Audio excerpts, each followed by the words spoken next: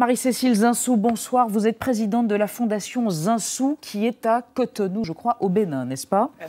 Absolument. Vous êtes pour la restitution des œuvres d'art à l'Afrique, au continent africain. Vous considérez que cela permettrait l'accès des jeunes générations africaines à leur histoire, le patrimoine français étant inaliénable, on le sait. Il faudrait transformer la loi afin de mener à bien cette entreprise de restitution. À côté de vous, Yves-Bernard Deby, bonsoir. Vous êtes avocat à Bruxelles, capitale de la Belgique, qui fut une puissance coloniale, on le sait. Et vous êtes spécialisé en droit du commerce de l'art. Vous êtes contre la restitution des œuvres africaines. Car non seulement cela porterait atteinte au patrimoine français, mais cela ouvrirait la porte à des demandes similaires de la part de l'Égypte ou de la Grèce, entre autres. Et enfin, Pascal Blanchard, historien et clubiste bien connu ici même dans 28 minutes. Selon vous, Blanchard, les seules œuvres à restituer sont celles qui ont été pillées sur le continent africain, donc pendant 2 siècles à peu près. Il va falloir que les historiens fassent le tri, puisque seuls 5% des collections sont issues du pillage colonial. 5%, d'où sortez-vous ce chiffre ? À peu près pour les œuvres qu'on connaît, puisqu'elles ont toute une histoire, il suffit de les retracer. On connaît les œuvres, les butins de guerre, on connaît aussi les pillages qui ont lieu après les conflits coloniaux. Il y a eu aussi des œuvres qui ont été achetées, celles-là elles rentrent dans une autre logique de droit. Après, on peut discuter, par exemple, Griot, l'a-t-il pillé ou a-t-il acheté? Marcel Griot, le fameux canot. En lisant Léris, on découvre que les œuvres n'ont pas forcément été acquises de la bonne manière. Elle a été volée, il le dit, Michel Léris. Tout à fait. On va démarrer avec une question d'un de nos internautes, Nadia. Oui, qui voudrait savoir s'il y a plus d'œuvres pillées ou spoliées dans les collections privées ou dans les collections publiques. Yves-Bernard Deby, pour comprendre vraiment de quoi il est question, on parle d'œuvres qui sont conservées dans les musées ou qui circulent auprès de particuliers, de collectionneurs. De quoi on parle? Je ne voudrais pas éluder la question, mais il me semble qu'avant toute chose, il faudrait définir de quoi on parle. On parle de restitution. Oui. Le problème, c'est que restituer, en prenant le petit Robert, c'est rendre à son propriétaire légitime. Donc, du moment où vous mettez sur la table le thème de la restitution, automatiquement, vous avez 2 camps. Le possesseur illégitime et le propriétaire légitime. C'est ce combat que l'on a. C'est pour ça que certains dont je suis sont contre le thème même de la restitution. Quand j'entends dire que ça toucherait peut-être que 5%, alors ça devient... Sur l'Afrique, ça devient discutable. Mais donc le débat actuel porte sur les œuvres qui sont conservées dans les musées? Pas forcément. Ah, mais pas forcément, c'est pour ça, c'est là qu'est le problème. Y compris des œuvres appartenant aujourd'hui à des particuliers? Dans le discours d'Emmanuel Macron, déjà à Ouagadougou, on entendait parler de collections privées. Ça a été redit. Donc si on est sur le thème de la restitution, eh bien sont concernées les collections muséales, inaliénables, mais également les collections privées. Donc ça veut dire que quelqu'un peut rentrer chez quelqu'un, chez M. Dupont? Mais juridiquement, non. Dieu merci. Mais sur base de la théorie... D'accord. Oui. D'accord. Le chiffre du jour, Eric, pour amorcer le débat. 90, comme 90%, c'est la part des œuvres d'art africain qui sont situées hors d'Afrique. En tout cas, c'est ce qu'affirme Aminata Traoré, l'ancienne ministre de la Culture malienne. Ces œuvres sont un peu partout donc, dans le monde. Elles sont aussi bien...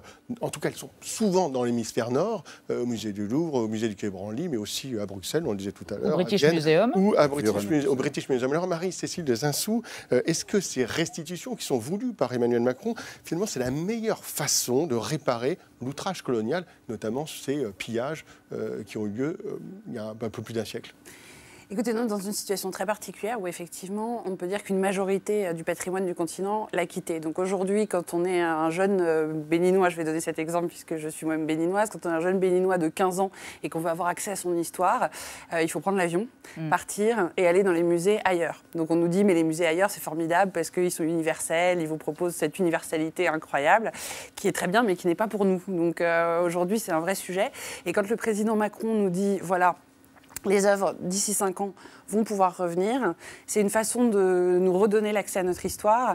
C'est une façon de dire, voilà, le patrimoine est là, vous allez pouvoir y avoir accès. Et mais sur la question politique, sur la question de la réparation des crimes, de l'outrage, du fait colonial, est-ce que vous pensez qu'au cœur de la volonté d'Emmanuel Macron, il y a cette question politique, cette question de la réparation?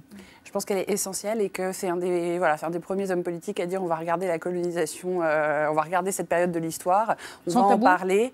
Et apparemment, le tabou est en train d'être levé, même si on sait que c'est un sujet qui ne sera pas consensuel. Mais jusque-là, on peut lui accorder le fait qu'il ne se borne pas à des sujets consensuels.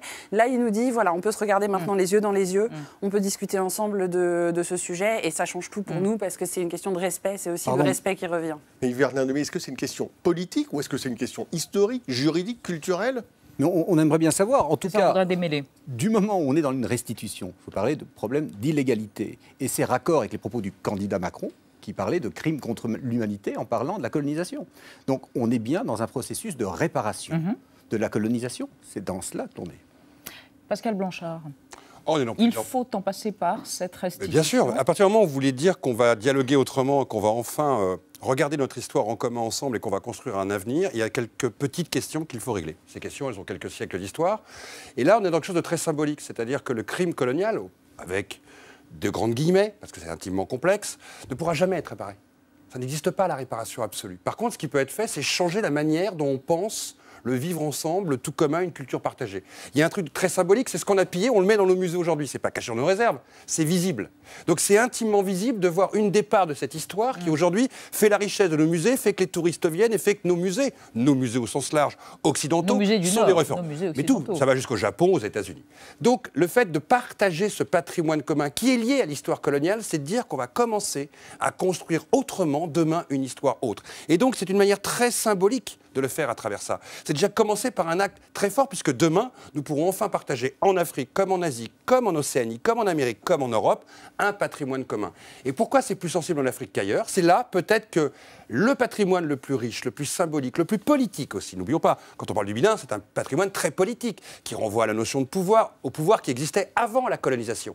Ça permet aussi, d'une certaine manière, de rééquilibrer aussi les choses par rapport à des éléments qui sont de l'ordre du symbolique. C'est pour ça que peu de pièces, en réalité, sont concernées. D'ailleurs, le Bénin ne réclame pas l'ensemble des pièces. Le Bénin réclame 40 pièces, si la mémoire est bonne, sur 5 000. Des rois du Dahomey, c'est ça? C'est compliqué sur les chiffres. C'est toujours compliqué de façon 5-6 000 d'un côté, du côté des ambassadeurs à l'UNESCO. De l'autre côté, on entend 5 000, 6 000, c'est 40. le nombre de pièces qui seraient ici à Paris. 5 000, 6 000, c'est le nombre d'œuvres dahoméennes. Donc c'est voilà, les œuvres qui concernent le Dahomey. Mais là-dedans, on compte les œuvres acquises légalement, Exactement. on compte les œuvres toutes les œuvres vendues dans la période après les indépendances. Voilà, donc par contre, nous, la question qu'on se pose aujourd'hui, c'est vraiment sur le pillage colonial strict. Et donc, c'est les objets qu'on peut voir aujourd'hui au Quai Branly et qui sont présentés comme des objets du général Dodds. Il y a 92 000 objets d'art premier, ce qu'on appelle les arts premiers africains, au Quai Branly. Donc, il faudrait tous les trier et il faudrait les sourcer. On les connaît, ça mais on connaît pour la plupart leur histoire. Simplement, elles ne sont pas écrites sur les cartels quand vous allez au musée. C'est-à-dire qu'on ne sait pas, par exemple, d'où viennent les masses d'Ogon. Ils ne viennent pas du pays d'Ogon. Ils viennent de l'exposition coloniale. Ils ont été rachetés après qu'ils aient été exposés pendant 6 mois avec les indigènes,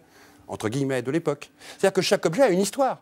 Et comme on n'est pas trop mauvais quand on travaille un tout petit peu, on la connaît cette histoire, puisque ces objets ont un double affect. Ils ont un affect culturel et politique, mais ils ont aussi une histoire en tant qu'objet. C'est ça qui est intéressant à comprendre, c'est comment ils ont été pillés, ou comment ils ont été achetés, comment ils sont arrivés ici, comment ils sont passés de collections privées à des collections publiques. Est-ce que c'est si facile que ça de savoir à qui on rend ces objets? Alors, c'est un autre sujet. On les rend aux États? Yves Bernard Deby.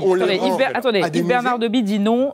Après vous, Pascal Blanchard, mais d'abord, Yves Bernard Deby. À qui les rend-on? Les États d'aujourd'hui ne sont pas les chefferies, et vous pourriez en parler bien mieux que moi, de l'époque. Donc à qui on les rend, c'est un vrai sujet. Enfin, c'est un vrai sujet. C'est un sujet qui peut se régler. Quand on s'est posé la question de certaines rétrocessions au retour de pièces, ou des retours de corps, par exemple, on a considéré, par exemple, que l'État chilien était légitime à récupérer le corps des Fugiens retrouvés à Zurich, qui avait été exhibé en 1892. Là, il n'y a pas eu de débat. Donc on peut aussi très bien considérer que le Bénin, aujourd'hui, est un État intimement légitime pour récupérer des objets d'hier. Pourquoi ce serait illégitime? D'ailleurs, nous, Français, on est bien légitimes aujourd'hui pour rendre des fois des objets qui ont été pris sous le Second Empire. Donc vous voyez que la légitimité en termes de droit, elle peut aussi s'analyser. D'ailleurs, je vous rappelle qu'avant la Vénus Hottentote, ou les têtes, par exemple, Maori, des choses comme ça.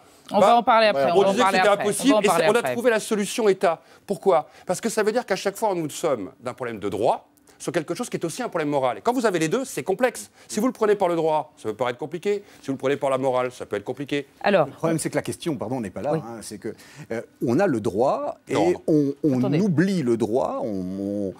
Pour des raisons morales. On le voit très bien pour la question des têtes maories, je sais qu'on va y venir, mais parce que c'était incontournable en droit, on a voté une loi d'exception en foulant au pied le droit.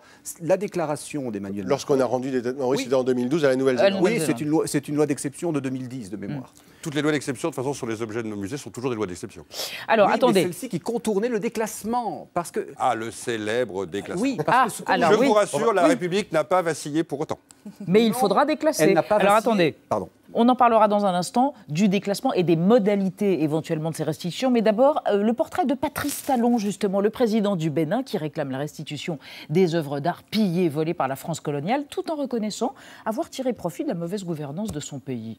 Écoutez, au moins, humilité. Regardez.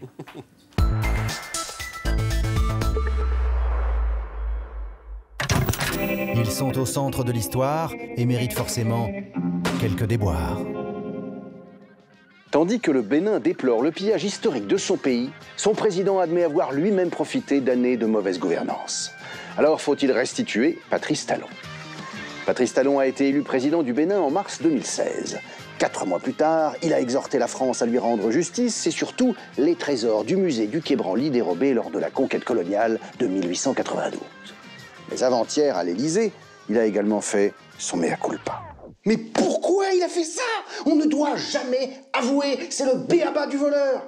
Mais il veut entrer dans l'histoire. Histoire? C'est quoi, c'est le nom d'une banque? Patou a déclaré qu'une minorité, dont lui-même, s'accapare un peu trop les maigres ressources du pays. Avant son élection, il avait en effet amassé la 15e fortune d'Afrique francophone grâce à la chimie agricole, au coton et quelques bricoles dans l'hôtellerie. Entre-temps, Pat s'est exilé 3 ans à Paris, visé par 7 plaintes pour crimes économiques, accusé de tentative d'empoisonnement aux pilules radioactives sur Boni Yayi, chef de l'État en 2012, acquisition de drones pour dégommer son avion présidentiel et recrutement de commandos. T'es un commando, toi? Affirmatif. Ok, alors fais-moi sauter la Jeep qui est là-bas avec un drone, là.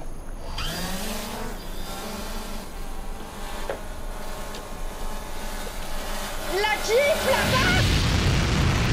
Blanchi en partie, protégé par son immunité pour le reste, Talon président-manager, qui est allé voter en Porsche, a promis à ses administrés 77 réformes et 45 projets phares en 7 axes stratégiques pour relever 3 défis. Lundi, chez Macron, d'homme d'affaires à patron de Startup Nation, il a obtenu un deal, restitution du patrimoine. La vie est un business plan. Eh ben bravo Thibault Nolte. Éric? Oui, Marie-Cécile Zinsou, si le Bénin obtient satisfaction et que les œuvres reviennent au Bénin, est-ce qu'à terme, on peut envisager qu'il y ait une industrie touristique qui se développe? Est-ce qu'on peut remplir les musées? Alors écoutez, ça a l'air d'être un des objectifs du gouvernement béninois et du plan de restauration, du grand plan de restauration du patrimoine. Avant même l'objectif touristique, moi j'ai envie de dire ce qui m'intéresse avec ma fondation et le public avec lequel on travaille depuis 13 ans, c'est évidemment voilà, toute cette transmission de l'histoire, tout ce passage qui est évidemment essentiel. Et voilà, les musées aujourd'hui sont en piètre état, on ne va pas du tout se mentir sur le sujet. C'est un sujet qui est évident depuis l'indépendance, ça n'a pas été une priorité. Chose qui est... Je voudrais réagir par rapport à ce que j'ai pu lire sur votre compte Twitter et sur les questions de vos internautes qui étaient est-ce que vous avez les moyens d'entretenir votre patrimoine? Et j'aimerais bien rebondir sur certains internautes posent cette question, oui, ça oui, j'ai vu dans le cours de la journée que les gens se posaient cette question. Et ce que je voulais dire, parce que c'est souvent un argument qu'on m'oppose en me disant mais vous êtes un pays pauvre, vous allez avoir du mal. Quand les Français ont pillé fin 19e, ils ont trouvé des objets du 17e et du 18e. Ça veut dire qu'il avait été conservé relativement bien. Il est possible qu'on ait su conserver pendant 2 siècles des choses jusqu'en 1892, avant le pillage. Donc, il est possible ça concerne les pays. Et au-delà de tout ça, évidemment, on est sur une question philosophique. Est-ce que la France doit garder ou non ce patrimoine? Est-ce qu'elle doit le restituer?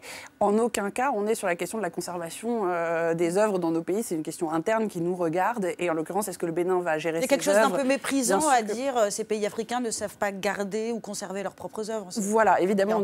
Voilà, de la même manière qu'on ne vient pas interroger la France sur le fait que la Joconde a été volée au Louvre au début du siècle ou que des objets disparaissent dans les musées de Nice et Roanne. De la même manière, je pense que la France n'a pas à proposer de solution sur la question d'Abomey ou de Porto Novo. Très bien. On va faire ce que fait un État souverain, c'est-à-dire protéger notre patrimoine. Alors, avant de parler des modalités techniques, parlons de la restitution, pas seulement des œuvres. Oui, il n'y a pas que des œuvres d'art, effectivement. Il y a aussi des corps, des squelettes, des restes humains, des organes enfermés dans des bocaux. En France, ça avait commencé, vous en parliez Pascal Blanchard, avec la Vénus Hottentote, donc esclave sud-africaine, exhibée dans des foires, prostituée, disséquée en France par un professeur de zoologie. Et donc ces restes étaient stockés, c'était vraiment ça, au musée de l'Homme. Ils ont été restitués qu'en 2002 à l'Afrique du Sud, après une longue bataille juridique. Là, on a fait une loi, tout simplement, c'était François Mitterrand. Et c'est aussi au musée de l'Homme que sont entreposés dans des tiroirs ou sur des étagères. On a des photos assez impressionnantes, des crânes dont certains appartiendraient à des résistants algériens. Ça remonte à 1849, la bataille de Zaatcha. L'armée française a ramené comme trophée des têtes d'insurgés algériens. Il y a une enquête en ce moment pour identifier ces crânes. Emmanuel Macron, parce qu'il y avait eu des pétitions pour demander leur restitution, a annoncé qu'il était prêt à décider de leur restitution sans fixer de date. Là, on ne parle pas de patrimoine culturel, on parle de restes humains. Et en l'occurrence, il n'y a pas de sépulture, il y a même quelque chose de l'ordre du sacré. Pascal Blanchard, est-ce qu'en France, dans les musées, on a des corps, des restes humains qui n'ont rien à faire chez nous ? Ça, c'est notre débat. Première question que vous posez, c'est y a-t-il des corps dans le musée? Oui. Y a-t-il des corps dans beaucoup de musées? Oui. Y en a-t-il des milliers? Oui. Sont-ils des collections anthropologiques, historiques? Là, vous parlez par exemple d'un butin de guerre. On a décapité des hommes qui ont été défaits, on a mis au bout des piques. Il y a même les déclarations des généraux qui ont demandé à leurs hommes de les mettre au bout des piques. On les a ramenés à Paris comme trophée de guerre, on les a même exhibés, figurez-vous, à l'Expo universelle de 1889. C'était un trophée de guerre de la République. Et puis après, on les a mis dans les réserves pour les étudier. Et depuis, on les a conservés. Ça fait que très peu de temps qu'on commence à se poser la question de la légitimité d'avoir des corps et des restes humains dans nos musées. En même temps, vous n'avez pas été choqué pendant très longtemps de savoir que les écoles de médecine disséquaient des corps pour étudier.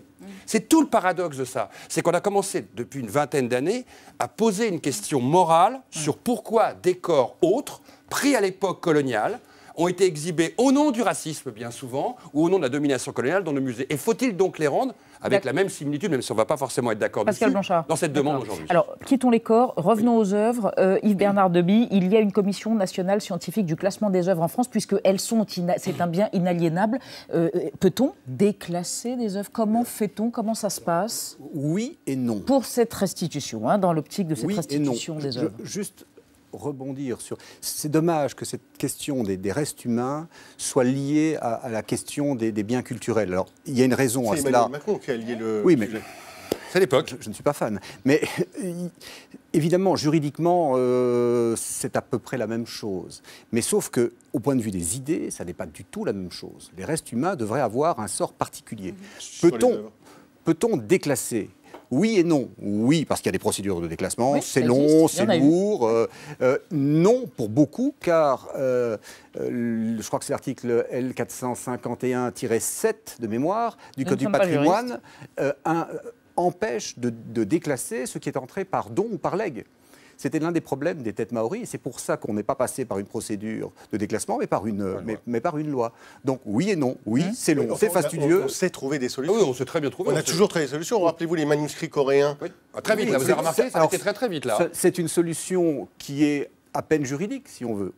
On se ment. C'est-à-dire qu'on va prêter pour 5 ans renouvelables, ad vitam aeternam. Mais réduire cette question à un problème juridique, est-ce que c'est pas essayer de ne pas répondre à la question de ne pas la régler? Mais évidemment, c'est toujours cela qu'on oppose. Mais il faut quand même penser que la France s'est construite sur cette question du domaine royal, du domaine public. On a voulu conserver, on a voulu éviter que le prince, pour la facilité, puisse revendre des biens, puisse donner. Et c'était il y a 5 siècles. Mais mais c'est toujours d'actualité. Oui. Est-ce que l'obélisque de la Concorde doit se trouver là? Est-ce qu'il n'est pas mieux en Égypte? Est-ce que le prochain président se pose la question? Ne se pose pas la question là-dessus. L'obélisque était un cadeau. Non mais attendez, vous êtes en train de mélanger deux niveaux. Non mais c'est important à dire. L'origine, le droit a nié au départ l'origine de ces objets. Au nom du fait simple, c'est que celui qui était colonisé n'avait pas de droit.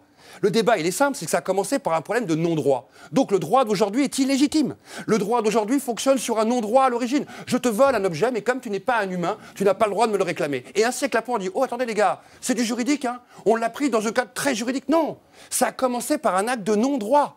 Donc le droit ne peut pas commencer par un acte de non-droit. Vous placez du droit sur un objet volé. Mais ça n'est pas vrai. Les biens juifs qui ont été spoliés ont été rendus. Les biens juifs ont été... J'ai horreur de l'amalgame.